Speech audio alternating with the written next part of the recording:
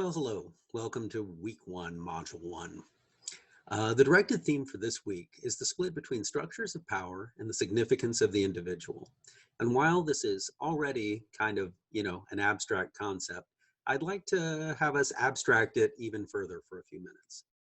What I see occurring is a conflict between competing ideals which simply do not resolve together well. It's a real oil and water situation.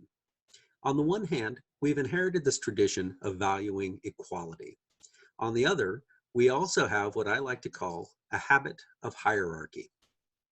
The bulk of the colonial texts, which Gray references in our book, are built around Christian perspectives, and these form a great place to see this binary between equality and hierarchy in action.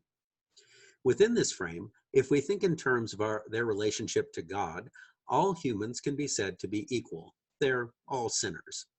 At the same time, among those humans, some are said to be saved, and this creates an inevitable hierarchy between those who have done right, or, been selected to do right in the Calvinist view, and those who are bound for torment. For us, the important thing to recognize is how a similar conflation of principles has remained embedded in our culture over the past centuries.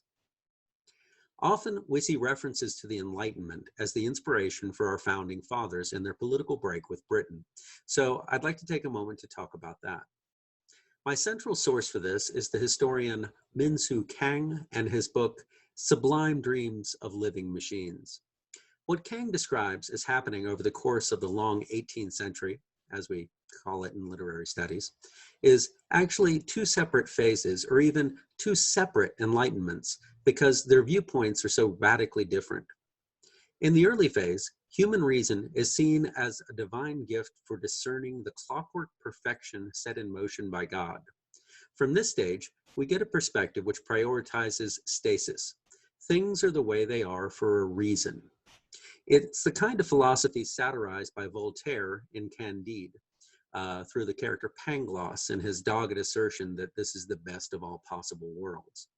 It's significant to remember that the critic in all of this, Voltaire, is himself an Enlightenment philosopher, and you can use that to see that a major shift has occurred during the Enlightenment. In this second phase, human reason is still a divine gift, but it's one in which is, first of all, unequally distributed, and it's also to be used in perfecting systems which may have once been set in motion by God, but are now corrupted by people.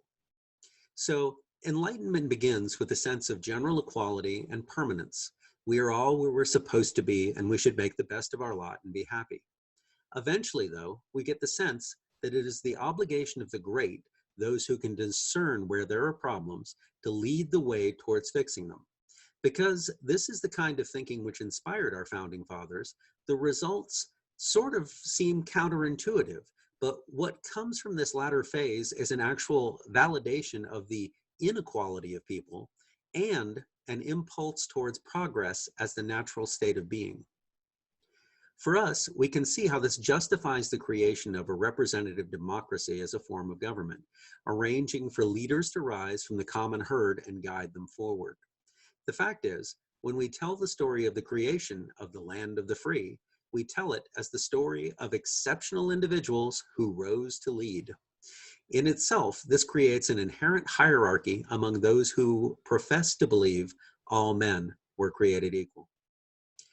That, I think, is a good place for us to start with this, particularly as our readings lead us to consider some overtly obvious ways in which the practice of equality has been qualified during our history, especially along racial and gender lines. This week is fairly gel in its requirements. We have a good deal of reading, but only the one graded discussion to complete. The second assignment is simply to familiarize yourself with the Milestone Project and how it's set out in this course through several stages.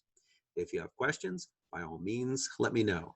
The directions are, if you have questions about the Milestone Project, to go ahead and post those in our general questions forum so that everybody can share any of your concerns, since they may apply to more than just you.